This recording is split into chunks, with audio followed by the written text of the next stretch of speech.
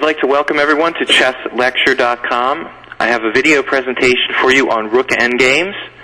Title of this presentation is Rook Endgames by the Masters. I have several games to present, all from the endgame, in this case all Rook endings. So, the first example for today is from the famous game Salo Floor, that's Floor playing white, against Milan Vidmar, Slovenian master.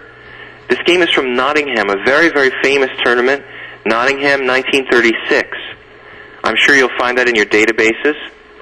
So, first let's take a look at the static features of this position. The last move by black was b takes c6. He recaptured a knight on c6. You have to look at the pawn structure. The long-term features of the position are very important. And here white has 2 pawn islands against black's 3. So white has pawns, 1 island on the king side, h2, g2, you see me highlighting it there, f3 and e4. That's 1 pawn island. The pawns all capable of protecting each other. Black has 3 pawn islands, including an isolated pawn highlighted on a6. This is a static weakness. Black also has a weakness at c6, which I've also highlighted. This is the problem. This pawn can't move. It could potentially be a good pawn, the pawn on c6, but it's right now immobilized by the white rook, very well placed at c5. Before I go through the main moves in this game, I'd like to just go over a few general rules that are very important, especially in Rook endgames, but in any endgame. The activity of the pieces. Whose pieces are better and more actively placed? In this example, Floor Vidmar, we have the rook on c5. The white rook at c5 is extremely well placed. Very important to understand, compared to its black counterpart. Now white played here king e2, approaching the center with his king, very logical. So the first rule in the endgame, are my pieces more active than the opponent's? The answer for white is here, yes. He has the more active rook, it's attacking. Black's rook is just defending. He also has the more active king now. Having just played king e2, Floor centralizes his king. It's obviously coming up to d3 and heading to centralize at d4. In order for black to activate his rook, he first has to activate his king and bring it to d6. So far we have 2 general things in the position that we have to understand. The pawn structure, whose pawn structure is better? White. The pieces, whose pieces are more active? White. So these 2 factors lead to a very serious advantage for white in this game. Oftentimes it's not enough to win, but there are very good chances if your technique is good. And here we have a player, Salo Floor, who had fantastic technique, a great player all around. So you see an excellent example in this game how to execute an advantage in the rook endgame. King e2, black responded now, king e7, natural, king d3, and king d6. At this moment, white plays, logically, rook a5. Rook a5, the rook is under attack, but attacking the a6 pawn. This forces black's hand. He has no time to activate with a move like c5. He's forced again to put his rook in another passive position. So white has improved his position. He's kept his rook in an active square and been able to improve his king. Now, what is the threat? Black can play c5. This would be a very strong move. White cannot allow that under any circumstances. So king d4, of course, preventing c5. This is a problematic position for black. What can he do? If he moves his king, the white king will encroach into the position further with king c5. Perhaps the best defense for black is to do nothing with a move like rook to a7. But slowly white will improve. b4, perhaps a3, eventually break. But it's not easy to see how white can win this position. So, this leads us to our next important feature and rule in the endgame. It's very important. Even though you have a great advantage, it might not be enough to win on its own. White here has a better rook, better king, and better pawn structure. Still, he has no entry, no way to break into black's position. So this brings us to the next important factor that's especially important in rook endgames, but all endgames, and of course chess in general. That is the concept of multiple weaknesses. Basically, the principle of 2 weaknesses, it's called by many. You have to create a second weakness in the opponent's position, oftentimes in order to win. And we're going to see in the examples today many situations where the winning method involves creating a second weakness. In order to do that, Floor simply has to create a way for his king to get into the position, or for his rook to have more lines to attack black. He plays here, very interesting move, after black's response, f5, b4. No immediate creation of a second weakness. This move is simply sealing down the c5 square, ensuring black never gets any counterplay. Of course, if black plays rook b8 here, white just plays a3. It's as simple as that. This is what happens.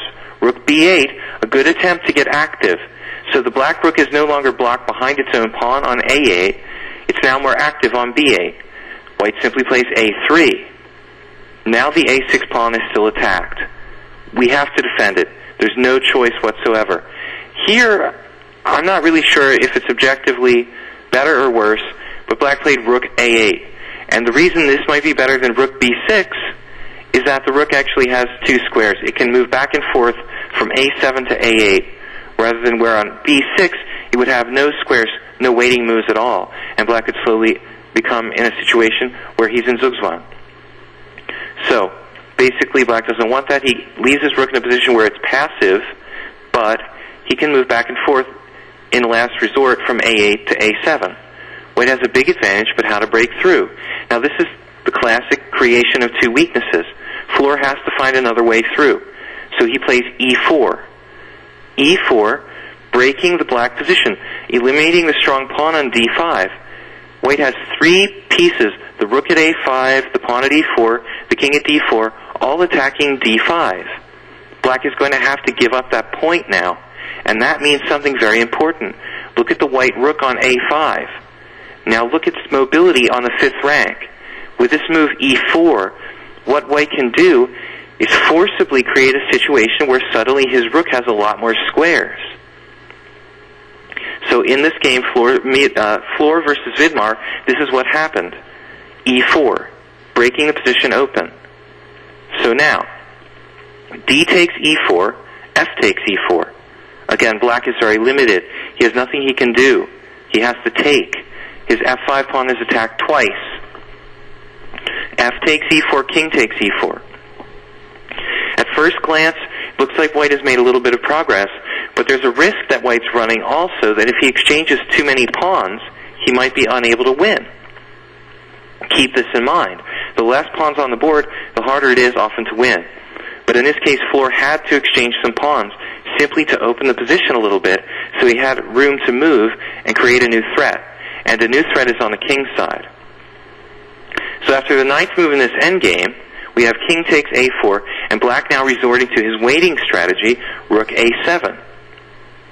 He doesn't want to move his king and give white any new squares. He'd prefer not to move the pawns, so he simply makes a waiting move. Good enough, rook a7. However, white has ways to improve his position. King f4. Now it becomes clear the second target is the black king side, the h7 and g6 pawns. Already black has one weakness on a6. Now white is trying to create a second weakness in the black king side pawns. And black plays h6. So, there's no entry point for the white king now. And there's no way to immediately attack those h6 and g6 pawns. White needs a way in, but how? And he finds it. This is very crafty.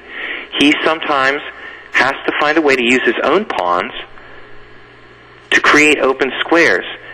So he uses his pawns now to find a way to get his king into black's position. h4. This is so key. Because if he can play h5, white can, black will push past or capture, and will have the f5 square for the white king. Or even for the white rook, for that matter. In some lines, the white rook can come in through f5 and f6. Imagine that. So an entry point for either the white king or the white rook. Incredible progress for white. What can black do to stop it? Basically nothing. He has to resort to moving back and forth. King e6, king g4, preparing h5 so as that move won't be a pawn sacrifice. Famous endgame teacher Chereshevsky talks about these kind of things in his writings, and he says it's very important to be patient in the endgame. So slowly prepare everything, because every little detail makes a big difference. There's no rush for white to be hurrying and playing h5. he simply plays king g4 first. This has several good reasons to be played. First of all, you don't want to allow black to have a check with the rook at f7. Perhaps the king on f4 could be checked at an inconvenient moment. The king is safe from checks on g4 and helps prepare the advance h5. So after king g4, again, black has nothing active he can do. He plays the waiting move rook a8. This is the advantage of having the rook on a8 or a7 as opposed to b6, where the rook would be paralyzed. So he was right to keep the rook on a8. Rook a8 now, played in the game, and h5, logical. Now what can black do? If he takes on h5, the white king will take on h5, and there will be no way to defend both the h6 pawn and the a6 pawn. And most likely, that would be an easy win for white. So black plays the more stubborn g5. But now everything is clear as far as white's plan. The h6 pawn is the second weakness. It's very instructive the way the floor has played this. One weakness at a6, another weakness at h6. And this is enough to win the game. A perfect illustration of the concept of two weaknesses. h6, the weak point. So, white plays now a very patient move, and I'm not sure this is necessary. g3. White is just waiting. There's no definite, clear reason he has to play g3. I'm not going to argue that it's the only move, but it's a patient waiting move, and it creates a moment where maybe black will make a mistake. Perhaps the best move is rook a7 for black here. What if he plays an inferior move? We can just play g3 and see what he does. Notice, if the black king goes to f6, he might have problems with his c6 pawn. If the black king goes to d6, then the f5 point is an entry point for white, for the king or the rook. So g3 is like a waiting move. Rook a7, correctly defending Vidmar. Vidmar was a very, very smart man, but he was not a chess professional. He was a strong amateur, a scientist and mathematician in Slovenia. Floor, of course, slightly superior player, putting the pressure on Vidmar here. Rook a7, though, black hanging tough. Now, king f3. Again, just patiently waiting. The white king comes back to e4. Basically, with the king on e4, black is going to slowly run out of moves. You will see. King e4, and then what can black do? He has to go back. Rather, king f3, rook a8, king e4, rook a7. What else can black do? Nothing. Any other move would afford white a breakthrough at f5. Perhaps the white king can even go the other way, from d4 to c5. If the black king goes too far to the right, on our right, to f6, white king can penetrate to d4, c5. It's a little bit like a king and pawn endgame, where you have the opposition. Either way the opponent goes, we go the other way, whether it's the weakness at c6 or the weakness at h6. So, rook a7, king f3, now, rook a8, king e4, rook a7. We've seen these moves. King d4. White threatens to go to c5 with his king. This is very serious. What does black play? Of course, opposing his king with king d6, not allowing access to the c5 square for the white king. But there's a problem. The f5 square is open now. This is a possible threat. But notice how patient, again, white is. No immediate attempt to do anything. Simply repeating moves, trying to tire his opponent out. King e4, king e6. White can't possibly spoil the position by repeating it. Just wait and see if he can find a way to make progress. And now he makes a useful move. Rook e5 check. And this opens up a whole new dimension to this endgame. Suddenly, the rook transfers itself from a5 to attack the pawn on h6, perhaps from the side or perhaps from behind with rook e8. White changes gears completely. He now forgets about the a6 pawn and moves his attack to the h6 pawn with a rook. And that's all he has to focus on now, trying to win the h6 and g5 pawns. That would guarantee white a 1 endgame. Rook e5 check, king d6, and this gets very clear now. Rook e8. What can black do? An exchange of rooks on e7 would leave white in a winning king and pawn endgame. Too much space with the king and the better pawn structure. There'd be no way black can defend the king and pawn endgame with his pawn weaknesses and less space. So black cannot exchange rooks. He has to look for an active defense. He tries here to break out with c5. Otherwise, white was simply playing rook h8 to get behind the h-pawn. But c5 also doesn't help. It's a kind of panic, but there was nothing black could do. c5, rook d8 check. And now the black king has to go somewhere. I don't know where, whether you go to e7, c7, both very bad choices. e6 simply loses the c5 pawn.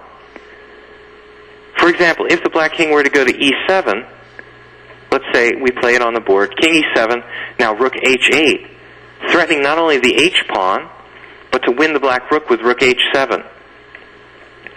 So this wouldn't help. So let's go back to the original position at the end here, and after rook d8 check, he played king c6. Sadly, this is a blunder, but it's hard to call this move a blunder in a position where there was really no hope. Black loses the c5 pawn now, cleanly, has no counterplay. Rook c8 check, and what can he do? Nothing. Black resigned. He's losing the c5 pawn for absolutely nothing, and he remains with weak pawns at h6 and a6. But there was nothing he could do. He was never given a chance to activate his pieces. And look at the black rook. It never left this pathetic position behind the black pawn at a6. A very instructive example how to create two weaknesses in the opponent's position. This was our first example. Now we're going to go to another example, slightly different but with similar features. And again, we're going to talk about the three things that are most important in the rook endgame: king and piece position, king and rook position and activity, pawn structure, and the creation of two weaknesses. Our second example features two very famous players as well. Akiba Rubinstein, one of the great endgame wizards of all time, maybe the greatest rook and pawn endgame player of all time, playing the white pieces, and the former world champion Emanuel Lasker, one of the greatest players also of all time, playing black. This game took place St. Petersburg, 1909. Rubinstein was about 27. Emanuel Lasker still in his prime, 40 years old or so. So St. Petersburg, 1909, they reached this position. It was a great game all around. I recommend you look it up, because the opening and the middle game are also instructive. It looked like Lasker was on the attack, but Rubinstein just met him blow for blow and reached this rook endgame where he's clearly better, almost winning, but this takes technique. In the board position, it's Rubinstein's move. He's in check. So what do? You're two pawns up, but what do you do to activate? Problem is, Lasker was a great endgame player too. He understands the concepts that I'm teaching here. Now, first question we ask ourselves, what about the pawn structure? Who's better? Look at the pawn structure. This isn't so much about structure as it is about quantity of pawns. We've got the better structure because we have more pawns. White is up 2 pawns. There's also a structural advantage in the fact that the a7 pawn is isolated. It's a weakness. So we have material advantage and a weakness at a7. The same can be said for the white pawn at e3, also potentially a weakness. But white to move. If you bring the king up, you're going to lose a pawn to rook d2 check. This was the game continuation. King f2, rook d2 check. What else can Lasker do? The problem is, in order to regain one of his 2 lost pawns, what did he have to do? One of the things we talked about. Allow the opponent to have active pieces. Rook d2 check. The king comes up now. King f3. Keeping g2 protected, keeping e3 protected, bringing the king to the center. Rook takes b2. Now it's only a 1-pawn deficit. But white has the perfect move here. Rook a5. So, almost symmetrical looking position. White is up just 1 pawn, the e3 pawn. The problem is, it's converted into more than just a pawn advantage.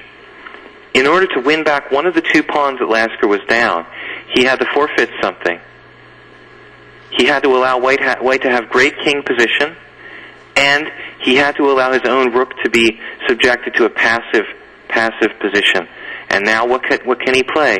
He must play rook b7. Rook b7, white is up a pawn. he has the better rook, the better king. How to win.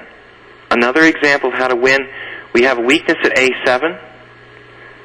What is the other weakness that black has in this position? His pawn deficit. So there's a second weakness in the white pawn, using this pawn to go down the board and create a queen.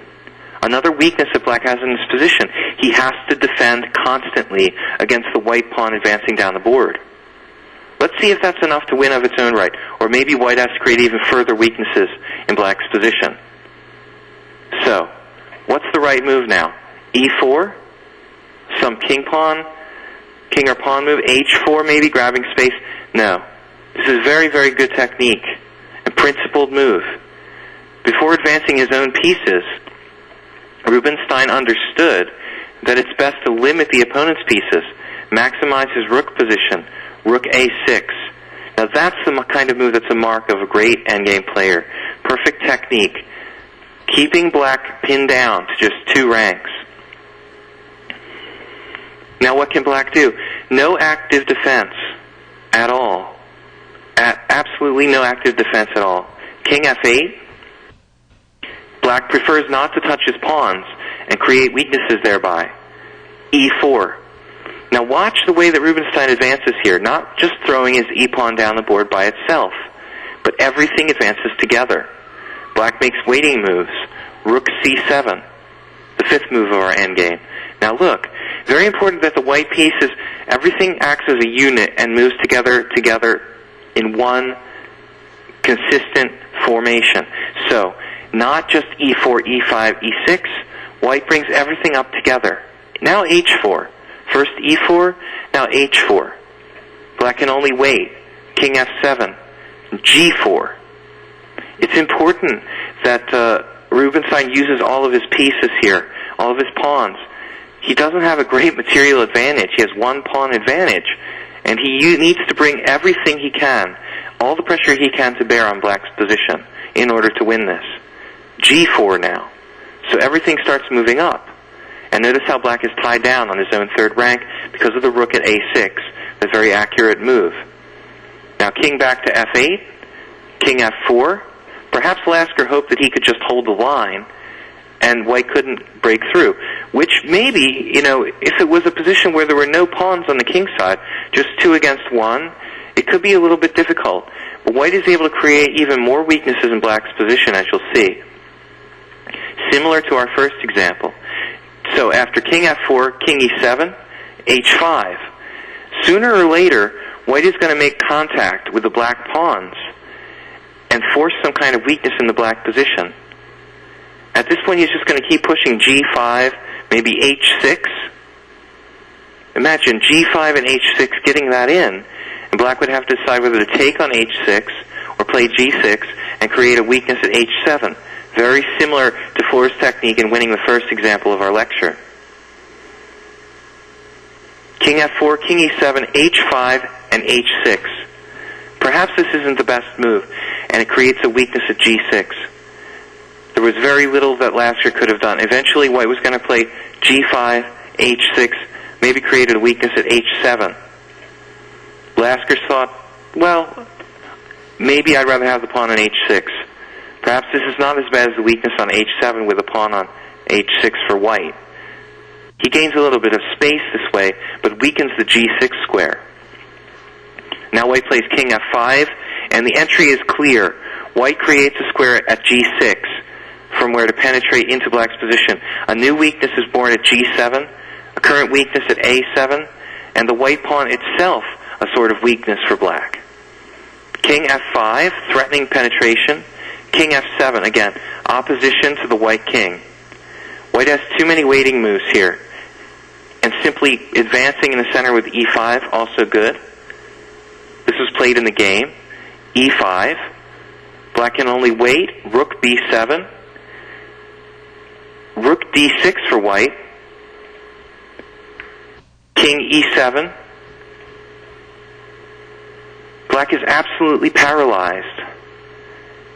He could not leave the 7th rank with his rook with the king on f7 because white would have rook d7 check, skewing the black king on f7 to the a7 pawn. Only now does black after king e7 threaten to activate his own rook with rook b2. But it's too late. White goes back to a6. Again, we're seeing a gray player, repeating position just for one or two moves till he gets everything in place. Rook a6, king f7, and now a different idea. Rook d6. This time, instead of king e7, black actually just made a mistake and played king f8. King e7 was probably a better try. Either way, white was winning with the simple move king g6. I believe that king g6 is probably enough for white to win after king e7. Perhaps not the most accurate, though. Let's look at that. If king e7, king g6, black may have counterplay with rook b4. I think white is winning here, but it looks like there's a little bit of counterplay against that g4 pawn. So perhaps if Lasker had been more stubborn and played king e7, going back to that position now on the board, played king e7, white could find a different way to make progress. But I think that king g6 is good enough. But he did not. He actually, I guess he was flustered, tired here, played king f8 instead. This is an inferior move. Now white plays rook c6. The rook is just a little bit more flexibly placed at c6 than it is at d6. It's more far away from the black king, more difficult to attack. This is a very important concept in any rook endgame as well. You want your rook to be placed as far away from the enemy king as possible. It has a greater checking distance, so to speak. You can check the opponent's king many times without the king actually being close enough to attack it. So you want it further away. Rook c6 is probably a better square than d6. After rook c6, king f7, ironically, white just played a3. And suddenly black was run out of moves. Absolutely run out of moves. He has no place to keep his rook on the 7th rank. He resigned in this position. Former world champion Lasker resigned. Where to put the rook? You can't go to c7. You can't go to d7 because of e6 check. You can't go to e7 because of e6 check and too much space. After a3, the final move of the endgame, Lasker resigned because he realized what this move does. For one thing, it's kind of cute. a3 would allow king e7, king g6, and in that case, black wouldn't even have the move rook b4 that might have given him counterplay against white's g-pawn in the previous line that we looked at. So a3, a funny move, frustrating Lasker, and he resigned. This was a quick example, not as illustrative as the first one, but sort of reinforcing the concepts that white needs to use in this kind of endgame. Slowly improving his king and his rook. Slowly, and most importantly, creating weaknesses in the opponent's position. That's the most important concept. Again, the creating weaknesses idea, pushing the pawn up to h5 to force open squares. He eventually forced Lasker to play h6 and got his king into g6. Similar strategies from the first game. After this second example, we can sum up the general principles that we have to use in the rook endgame. We've learned from these masters improving the king position, assessing the pawn structure, looking for weaknesses. Number 2, active rook position. So active king position, active rook position, and number 3, creating weaknesses in the opponent's position using the strategy of the creation of two weaknesses. The principle of two weaknesses, king position, and active rook are the three things that create a winning recipe in rook and pawn endgames. So that's the end of this first lesson in rook endgames. Stay tuned to chesslecture.com for my part 2 on Master Rook Endgames.